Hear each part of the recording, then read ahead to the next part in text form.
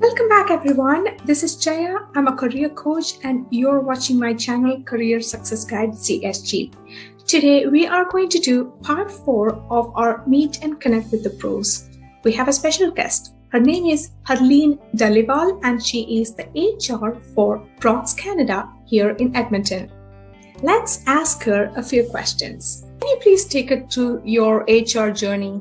I started my career as an office management within a retail company back home in India. So the main duties at that time were generally the office administrative part, dealing with the finances. HR never was a main kind of like a source where I was looking for, but then that was one of the main functions that I was working with, and it kind of like got me intrigued into how the HR world works. That is how it all started, I would say. And then me and my family decided to move here in Canada. And then all I was excited at that time was to get myself a job and just establish my career like any new person that would be a new entrant into another country. So the initial job that I took was as a sales representative within one of the retail firms. I did that for 2 months, but never lost hope. I always would send in my applications for more of like kind of an office-based environment jobs where I think I would succeed. Even at that time, I believe HR was never at the back end or at the front part of my career, kind of like plan or growth, but then it all happened for me, I would say. I started my career within the HR industry as a customer experience specialist with Manpower here, and then paved my way up to a talent acquisition consultant to talent management consultant, and then finally got landed into my current position where I'm currently working as an HR generalist with Bronx, Canada here. So I would say for overall, the journey was it was a learning process. It was very intriguing in terms of how the HR world works, and it just got me into it. I just step by step led my way there and finally did my NKE, and now I'm working as an HR generalist within the CPHR candidate capacity. That's nice. Good for you. What do you enjoy most in your current role?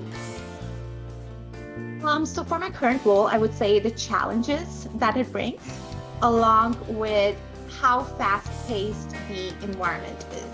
So I would say it's an ever-evolving learning process where every day I always say to my team here, it's never a dull day, because you get to learn so much with the people that you interact with the people you learn from. You have so much ample of resources and growth perspective. So it's just that all dynamics of how your day goes through. Like you can't even know how the 8 hours pass by. So just that kind of like fast-paced work environment is something that gets me throughout the day. Interesting. What are the qualities that you look for in a candidate while you're hiring?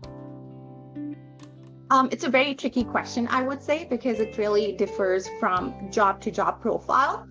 But if I have to answer this, I would say the top 2 skills that I would look for anybody or any candidate that we would be hiring for any of the positions would be, number 1 would be the interpersonal skills. And number 2 would be the team fit. So group dynamics for myself personally is a big thing. So when you work in a team, you want to make sure the newer person that you're bringing into the team does fit well, at the same time brings something new for others to learn within the team that the team does not possess currently. Yeah, very good points. I think, that's something which is very important for anyone while they're looking team fit. Absolutely. And I'm a true believer that the additional skills that are required to perform a task or a job, those are all that can be learned and taught. So these are the 2 main things that are basically that makes you as a person and makes your personality. So those are the things to look for. Absolutely. I agree with that. So what are some of the tips that you would give to job seekers in general? So number 1, I would say be clear in your mind what you want to do. So that is the clarity of perspective of where you want to be or where you want to start. Set the right expectations from the very start, and then lean your way into those expectations is important. Then the second one would be, if you are looking for work, I would say research your target companies, like where you want to employ, where do you see yourself in the future in say 5 to 10 years. So that is really important. And then next, I would say would be creating your own personal brand. Like social media is a big thing these days. With so many advances in the technology, it is important and imperative that you understand your value and your worth and try and sell your value to others. And that could be well done throughout the social media. So create your own online career brand. The next point I would say would be get organized. You need to be organized in terms of where you're sending your resume, keep a track of your applications, create kind of your own personal Excel spreadsheets, and keep tracking where you're applying for. And the last would be, don't limit yourself to the online applications only. Network through social medias. You just don't know like how many contacts you already have. Reach out to those contacts and leverage on your contacts and build up kind of like your own career brand and sell it. Yeah, that was my next question. Like, how do one network during a pandemic? Like, we are living in a pandemic. So what do you think is the best way to network? Again, as I said previously, leverage your current connections that you have. Like sometimes you just don't realize what ample of resources you have within your personal and your previous professional networks that you can utilize. Connect with them, see if their companies are hiring or if they can refer you to anybody or if they know of anyone who is hiring or will be hiring in the future. And the second part would be here to not lose hope. Every one of us are in such dire circumstances right now. People are losing jobs, but then the trend of hiring is still growing. It's growing in an upward direction. So not to lose hope is the main. Just stay there, hang in there. Do not doubt yourself. I would say engage yourself in skill building, learn new things in the meantime while you're applying for different jobs.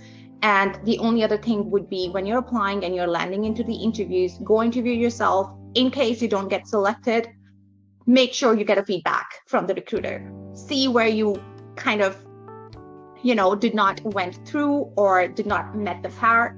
But do remember that something that may not be or may not have gone well for one company would be beneficial for the others. So learn from your mistakes. Right? The feedback. Yeah.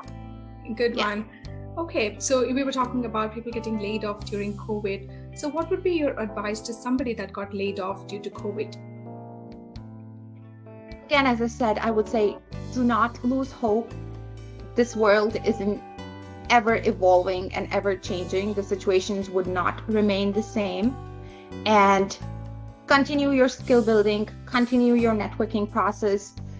I know it's hard. People have been applying. I listen to these stories where people have been applying for like 100 off jobs and still do not get response. Do not get disheartened. This is the time. Like, I would say gather your own support group, whether it be your personal friends or your professional friends. Listen to their advices, work on yourself, and come more positive and I would say more stronger out of it.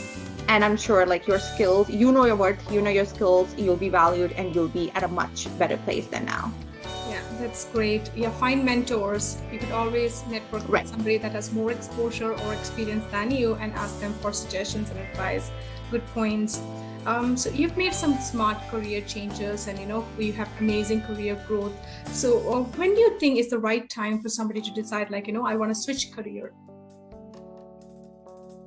It's a very good question there. Again, there's no right time, I would say. But for me personally, and it kind of like differs for every person from individual to individual, from job to job, where do you want to grow up and end up in your career. But for myself, personally, I would say, and I think it's generic, would be related to everyone else as well, would be more based on when you think it does affect your mental health. That is the time when you need to move on to the next step, along with, I would say more into when you think that there's no room for growth. Mm-hmm. And your job is basically evolving into something that you do not look up to for, or it's kind of like setting you up for failure. That's the time when you need to move on. Yeah. Okay, so what is the best way to reach out to you? I would say reach out to me on LinkedIn. I'm always available. I can just put my LinkedIn right there.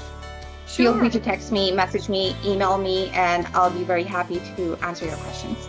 Thank you so much, Harleen, for doing this. I'm going to put that link on my description so that if somebody wants to reach out to you, they can send a connection request.